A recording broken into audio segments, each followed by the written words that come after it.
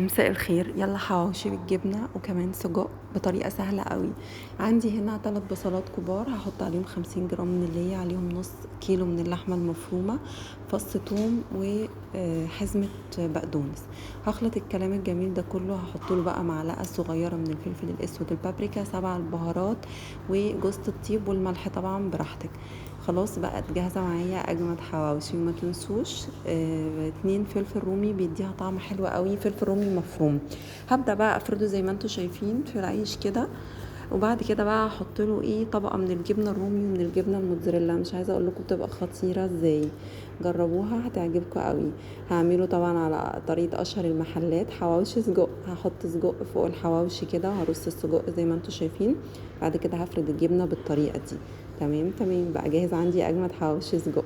تمام، هنا بقى هعمل سجق بس ومعاه فلفل حراق. هرص السجق زي ما انتوا شايفين مع الجبن بالطريقه السهله دي، وهقفل الرغيف كويس، معلقه من السمنه على معلقه من الزيت عشان يقرمش. وهبدا ادهن الوش والظهر بالشكل اللي انتوا شايفينه ده.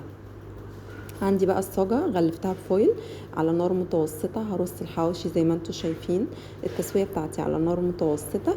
وبعد كده اول ما يبدأ يتحمر من تحت، اول ما يبدأ يتحمر زي كده هقلبه على وشه، النار متوسطة على راحتي خالص.